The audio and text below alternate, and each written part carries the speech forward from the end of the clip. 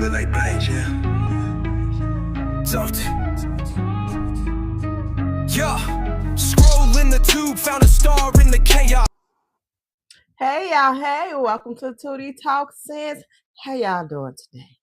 It is early. I want to get in here, bring y'all this story real quick. But first, like the video. If you haven't already, y'all be forgetting to like the doggone video. Like the video, okay? Subscribe to the channel if you haven't. Hit all so you can see anytime that I go live. And I just want to thank you guys for tuning in. For my old subscribers, for my new subscribers, as always, thank you. Thank you. And so, y'all, today we're going to talk about Nicki Owens. It's what I like to call her, but her name is Nicki Minaj. So, another episode of What Did She Do Now? That's what I'm going to start calling these segments. Nicki Minaj is now had words with Lizzo. Now, to be fair, I want to say I looked through the comments and it was saying that that Lizzo had somebody had asked Lizzo a question about Nicki, and Lizzo pretty much answered like people do stuff for money, but Nicki went and started talking about how fat the girl was. So come on, y'all, let's discuss. We finna discuss Nicki Minaj today. You know, Nicki Minaj has been trending, over her.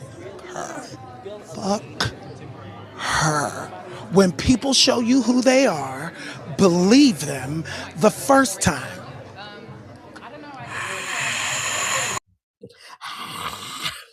That's still hilarious to me, y'all. So this is what caused this response. So first I'm gonna show y'all Lizzo, then I'm gonna show you the tweet that Nicki Owen. So I'm getting texts like about Nicki, and I'm like, what are you talking about? I didn't even know. Then, I researched and saw what was going on. And I'm going to say it like this. Celebrities' opinions of other celebrities does not matter.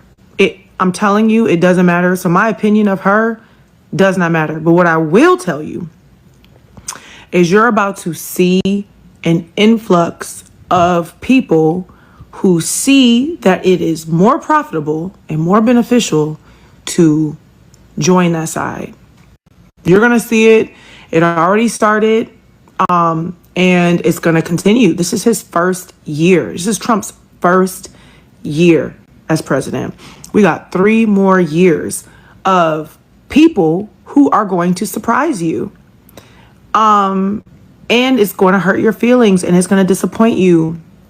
And you have to know that, like, there's money behind everything. There are privileges behind every move people in these positions make. And I'm not surprised. Okay, now I'm looking for what she said about Lizzo, because it was okay, there it is. So let me show y'all what she said about Lizzo in response to Lizzo saying this. 1 second, it's coming up, y'all. Be patient. Here it come. Here it go. There it go. Y'all see it? So I'm gonna try to make it bigger. Take me out, make this bigger so y'all can see. So what it says is, this is a tweet from Nicki Minaj. She said, "Fat Lizzo lost 300 pounds just to sell 300 albums. So now she has loose skin and a flop album and a weird charge. Yeesh." And that's what she put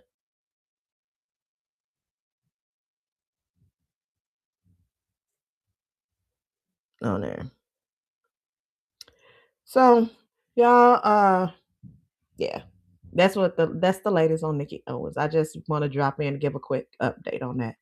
Also, I think that'll be a quick video too. Well, you know what? I'll just talk about it here now because it ain't much to talk about. Tasha K just did she put it on her YouTube, according to the comments, the old interview with a journalist. And this journalist is a MAGA Republican Trump supporter. But she have worked for the, like, I think she said like the National Inquiry or is that magazine? You know, that's always right there when you check out at the grocery stores that have all these shocking stories. But she also said she worked for Chicago Tribune, and she worked somehow in DC as a 16-year-old at the White House. So I'm gonna say this real quick, and then I'm gonna come back to it. When trying to research this lady, what is weird, because I'm like, she's 16. She's actually from here. She's from Illinois. It's a white lady, but she's from Illinois. And I'm like, what's weird, at 16, you have to have some type of pull to get a job or internship or whatever it was she had at the White House. So I tried to see who her parents was. Her parents are not listed nowhere. The most they have about her parents is that her parents are deceased. There's no names. There's no ages. I don't even, it says she's from Illinois, but it doesn't even say what city she's from in Illinois. So I was like, that's odd. But back to this interview. The interview is 2 hours and 40 minutes. Do you hear me? And they talk about all the things that's going on in Hollywood, this lady was a journalist. Then she started working for, and I think she said she started off her career politically, 16 White House. And when she started saying her work history as far as Chicago Tribune, that's a very Republican leading news station. So I was like, oh, she's MAGA. Tasha's MAGA. Doesn't matter. Like I said, it matters as far as, to me, those people lack a certain morality. Most of the ones that I hear talk lack a certain morality.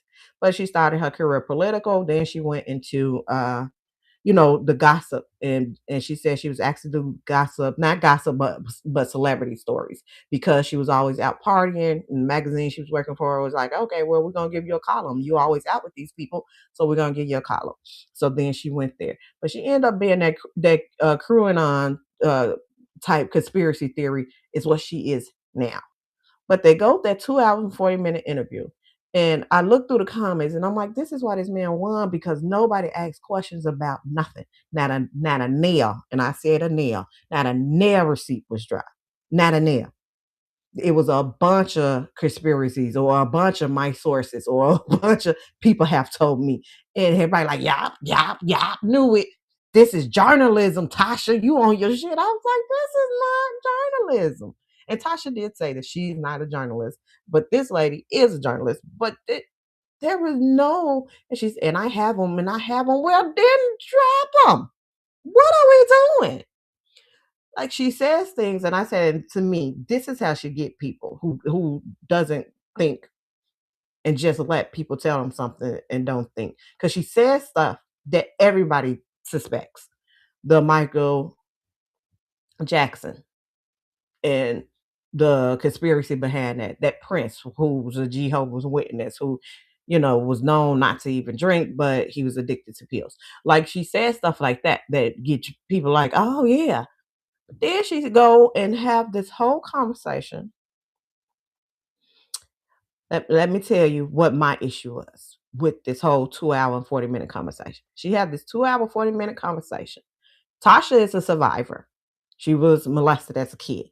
This lady says she's a survivor, or our word survivor, as an adult. They both say they advocate for victims, is what they both says.